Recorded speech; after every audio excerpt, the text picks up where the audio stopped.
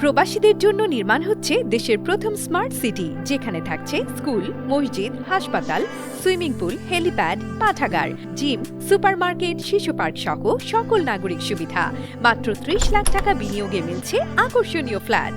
Platinum ইনভেস্টরদের জন্য ঢাকা বিমানবন্দরে ভিআইপি প্রোটোকল সুবিধা। বিস্তারিত জানতে যোগাযোগ করুন স্ক্রিনে দেয়া হোয়াটসঅ্যাপ অথবা ইমো নাম্বারে।